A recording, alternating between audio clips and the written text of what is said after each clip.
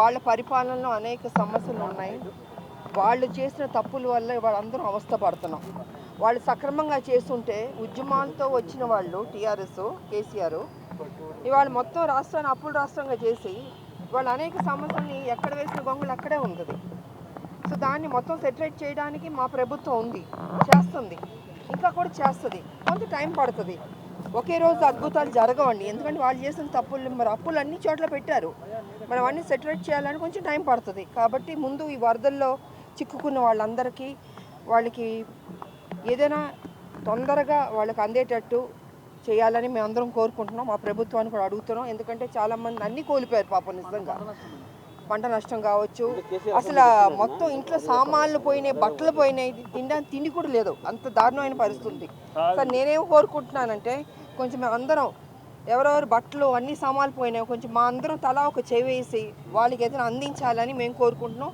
అలాగే ముఖ్యమంత్రి గారికి కూడా మేము రిక్వెస్ట్ చేయదలుచుకున్నాం.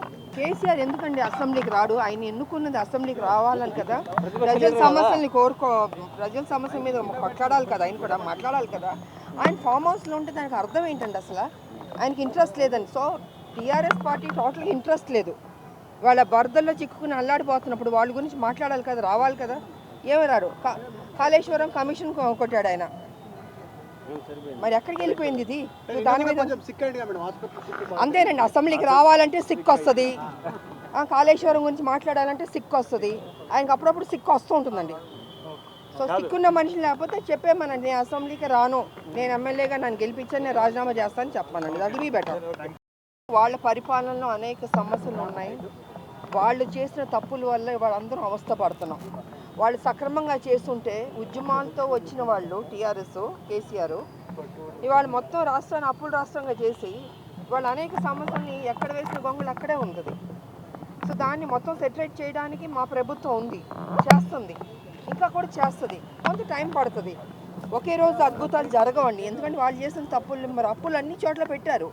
మనం అన్నీ సెటరేట్ చేయాలని కొంచెం టైం పడుతుంది. కాబట్టి ముందు ఈ వరదల్లో చిక్కుకున్న వాళ్ళందరికీ వాళ్ళకి ఏదైనా తొందరగా వాళ్ళకి అందేటట్టు చేయాలని మేమందరం కోరుకుంటున్నాం. మా ప్రభుత్వాన్ని కూడా అడుగుతున్నాం. ఎందుకంటే చాలామంది అన్నీ కోల్పోయారు పాపం. నిజంగా పంట నష్టం కావచ్చు, అసలు మొత్తం ఇంట్లో సామాన్లు పోయినాయి, బట్టలు పోయినాయి, తినడానికి తిండి కూడా లేదు. అంత దారుణమైన పరిస్థితి. సార్ నేనేం కోరుకుంటున్నానంటే కొంచెం మేము అందరం ఎవరెవరు బట్టలు అన్ని సామాన్లు పోయినాయి కొంచెం మా అందరం తలా ఒక చెవేసి వాళ్ళకి ఏదైనా అందించాలని మేము కోరుకుంటున్నాం. అలాగే ముఖ్యమంత్రి గారికి కూడా మేము రిక్వెస్ట్ చేయదలుచుకున్నాం. కేసీఆర్ ఎందుకండి అసెంబ్లీకి రాడు? ఆయన ఎన్నుకున్నది అసెంబ్లీకి రావాలని కదా, ప్రజల సమస్యల్ని ప్రజల సమస్య మీద కొట్లాడాలి కదా, ఆయన కూడా మాట్లాడాలి కదా. ఆయన ఫామ్ హౌస్లో ఉంటే దానికి అర్థం ఏంటండి? అసలు ఆయనకి ఇంట్రెస్ట్ లేదండి. సో టీఆర్ఎస్ పార్టీ టోటల్గా ఇంట్రెస్ట్ లేదు. వాళ్ళ బరదల్లో చిక్కుకుని అల్లాడిపోతున్నప్పుడు వాళ్ళ గురించి మాట్లాడాలి కదా, రావాలి కదా. ఏమి రాడు. కాళేశ్వరం కమిషన్ కొట్టాడు ఆయన. మరి ఎక్కడికి వెళ్ళిపోయింది ఇది? దాని మీద అంతేనండి. అసెంబ్లీకి రావాలంటే సిక్ వస్తుంది, కాళేశ్వరం గురించి మాట్లాడాలంటే సిక్ వస్తుంది. ఆయనకు అప్పుడప్పుడు సిక్ వస్తూ ఉంటుందండి. సో సిక్కున్న మనిషి లేకపోతే చెప్పేమనండి, నేను అసెంబ్లీకి రాను, నేను ఎమ్మెల్యేగా నన్ను గెలిపించని నేను రాజీనామా చేస్తానని చెప్పానండి. That be better.